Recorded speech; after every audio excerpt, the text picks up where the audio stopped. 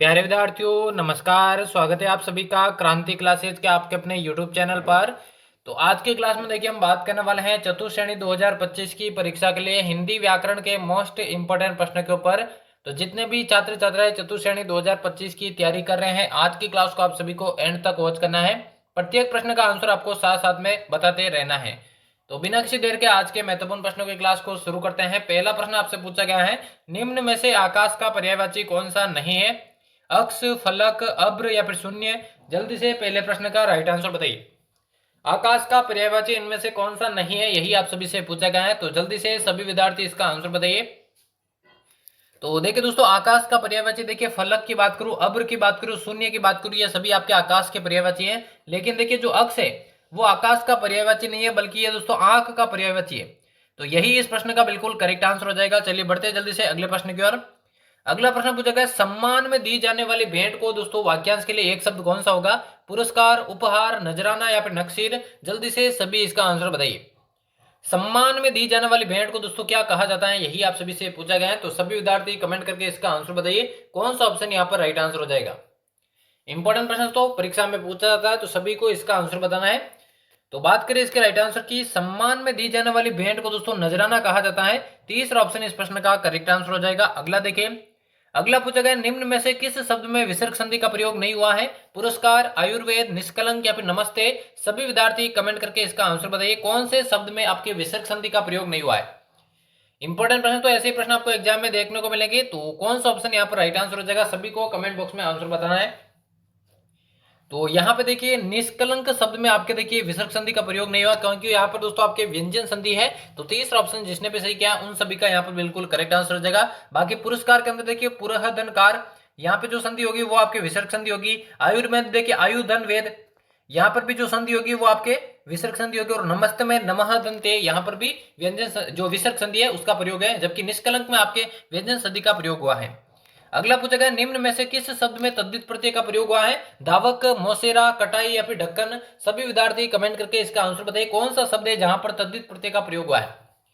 देखिए कर्तृ प्रत्यय जो होता है वो हमेशा दोस्तों आपके धातुओं के और क्रिया के पीछे लगते हैं, जबकि तद्धित प्रत्यय आपके शब्दों के पीछे लगते हैं। तो इनमें से देखिए धावक की बात करूँ ये क्रिया के पीछे या मूल धातु के पीछे लगा है। कटाई की बात करूँ, ढक्कन की बात करूँ, ये सभी आपके कर्तृ प्रत्यय है। लेकिन जो मौसेरा है वो देखिए मौसी यानी कि शब्द के पीछे लगा है, तो ये एक तद्धित प्रत्यय का उदाहरण है। दूसरा ऑप्शन इसका बिल्कुल यहाँ पर राइट आंसर हो जाएगा। अगला देखिए, अगला पूछेगा, विलोम शब्दों का कौन सा युग्म यहाँ पर गलत दे रखा है? प्रसारण, संकुचन, प्रवेश, निर्गम, आदर्श का कल्पित या फिर महीन का मोटा। कौन सा ऑप्शन यहाँ पर करेक्ट आंसर हो जाएगा? सभी को आंसर बताना, कोई भी पीछे नहीं रहेगा, क्योंकि बहुत ही महत्वपूर्ण प्रश्नों की क्लास है। विलोम शब्दों का कौन सा युग्म यहाँ पर गलत दे रखा है? तो यहाँ पे देखिए प्रसारण का बिल्कुल दोस्तों संकुचन होता है, प्रवेश का निर्गम होता है और महीन का मोटा होता है। लेकिन देखिए जो आदर्श और कल्पित है ये एक दूसरे के समानार्थी हो गए, ठीक है ना। आदर्श का देखिए यथार्थ होगा, आदर्श का कल्पित नहीं होगा, यथार्थ होगा। तो यही एकमात्र दोस्तों असुमेलित है। तो तीसरा ऑप्शन इसका बिल्कुल राइट आंसर हो जाएगा। अगला देखिए, अगला पूछा गया, निम्न में से कौन सा शब्द शुद्ध है? जोग, चमारन, गायिका या फिर तस्तरी। सभी विद्यार्थी इसका आंसर बताइए, कौन सा शब्द यहाँ पर शुद्ध दे रखा है। सभी को कमेंट में आंसर बताना है, जल्दी से आंसर बताइए। तो यहाँ पे देखिए जोग दोस्तों यहाँ पर गलत लिखा है, क्योंकि यहाँ पे जोग नहीं होता बल्कि योग होता है।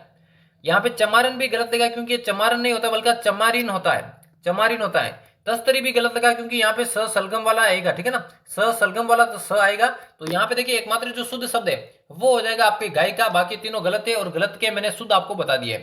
तो चलिए बढ़ते हैं अगले प्रश्न की ओर। अगला पूछा गया, मुंह की खाना मुहावरे का क्या अर्थ है? निरर्थक समय गुजारना, बहुत खुश होना, पराजित होना या फिर अपमान होना। सभी विद्यार्थी कमेंट करके इसका आंसर बताइए, मुंह की खाना इस मुहावरे का क्या अर्थ है। जल्दी से सभी विद्यार्थी इसका आंसर बताइए। तो मुंह की खाना दोस्तों इसका अर्थ है आपके पराजित होना। तीसरा ऑप्शन जिसने भी सही किया उन सभी का यहाँ पर करेक्ट आंसर हो जाएगा। अगला प्रश्न पूछा गया, गवैया शब्द में कौन सा प्रत्यय है? ई या प्रत्यय, ए या प्रत्यय, ए या प्रत्यय या फिर ई या प्रत्यय। सभी विद्यार्थी इसका आंसर बताइए, कौन सा ऑप्शन यहाँ पर राइट आंसर हो जाएगा। गवैया शब्द के अंदर कौन सा प्रत्यय लगा है, यही आपसे पूछा गया है। तो सभी विद्यार्थी कमेंट करके इसका आंसर बताइए, बहुत ही महत्वपूर्ण ये प्रश्न है।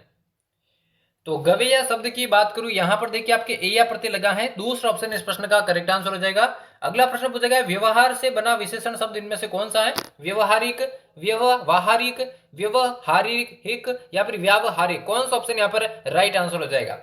व्यवहार से बना हुआ विशेषण शब्द इनमें से कौन सा है, यही आप सभी से पूछा गया है। तो सभी विद्यार्थी कमेंट करके इसका आंसर बताइए, कौन सा ऑप्शन राइट आंसर हो जाएगा।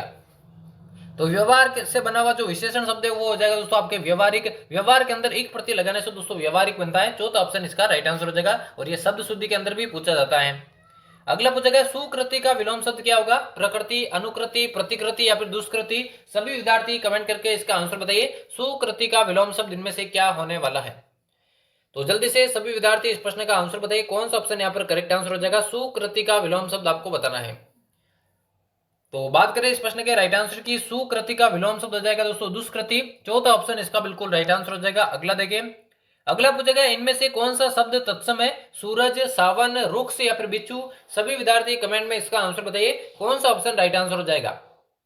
तत्सम शब्द इनमें से कौन सा है, यही आपसे पूछा गया है। तो सभी विद्यार्थी कमेंट करके इसका आंसर बताइए। तो इनमें से जो तत्सम शब्द हो जाएगा वो हो जाएगा दोस्तों आपके रुक्ष।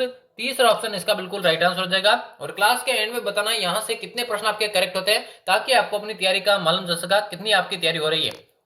अगला प्रश्न देखिए, पूछेगा शीघ्र प्रसन्न होने वाले को क्या कहा जाता है? परितोष, संतोष, अनुतोष या फिर आशुतोष। सभी को इसका आंसर बताना है। कौन सा ऑप्शन राइट आंसर हो जाएगा? शीघ्र प्रसन्न होने वाले को दोस्तों क्या कहा जाता है? एकल शब्द आपको बताना है। जल्दी से सभी इसका आंसर बताइए। कौन सा ऑप्शन राइट आंसर हो जाएगा? तो बात करें इस प्रश्न के राइट आंसर की, शीघ्र प्रसन्न होने वाले को दोस्तों आशुतोष कहा जाता है। चौथा ऑप्शन इस प्रश्न का करेक्ट आंसर हो जाएगा। चलिए बढ़ते हैं अगले प्रश्न की ओर। अगला पूछेगा इनमें से कौन सा शब्द अशुद्ध है? दैहिक, दृश्य, भागीरथी या फिर कवियत्री। सभी विद्यार्थी इस प्रश्न का आंसर बताइए। कौन सा ऑप्शन यहाँ पर राइट आंसर हो जाएगा? और जिसने भी चैनल को अभी तक सब्सक्राइब नहीं किया तो सब्सक्राइब कर देना, क्योंकि डेली दोस्तों आपको इसी तरह की क्लासेस चैनल पर मिल रही है। तो इनमें से कौन सा शब्द आपके अशुद्ध दे रखा है? तो यहाँ पे देखिए जो अशुद्ध है वो आपके कवियत्री है, ठीक है ना, कवियत्री। क्योंकि कवियत्री नहीं होता है, कवियत्री होता है। इसका जो शुद्ध बनेगा वो इस प्रकार से बनेगा कवियत्री।